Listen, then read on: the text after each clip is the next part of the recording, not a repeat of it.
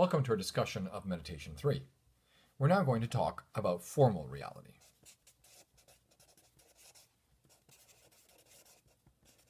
We've already discussed objective reality, and we talked about how objective reality is the kind of reality that ideas have.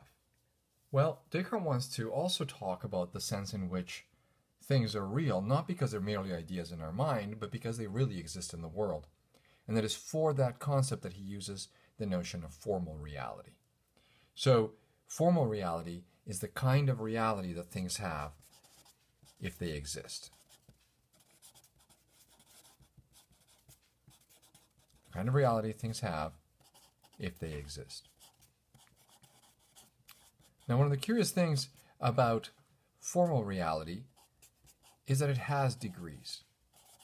So here, formal reality doesn't quite mean existence, it means something else.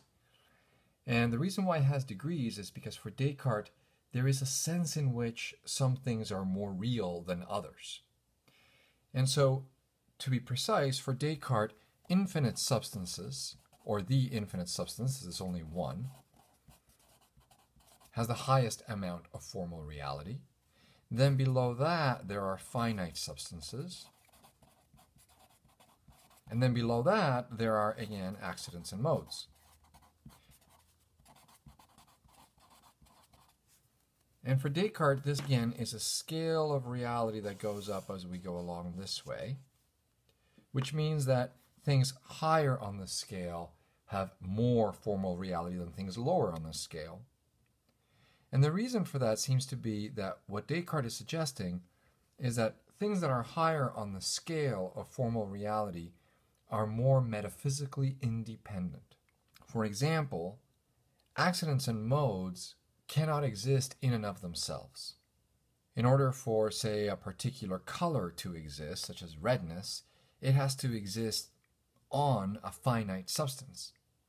And so in a sense, finite substances are more real because they don't depend for their existence on accidents and modes, but accidents and modes do depend for their very being on the existence of finite substances.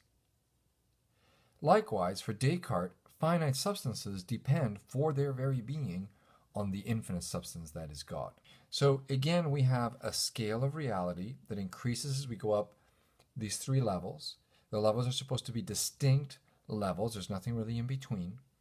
And for Descartes, the reason why these levels are ordered this way has to do with metaphysical independence. In the scale of objective reality, ideas are ordered in a particular order because of how much they present to the thinker's mind. So it's important to keep those two things distinct, because now, after we look at a couple of important principles that Descartes thinks he discovers in Meditation 3, we're going to use the scales of formal reality and objective reality to prove that God exists.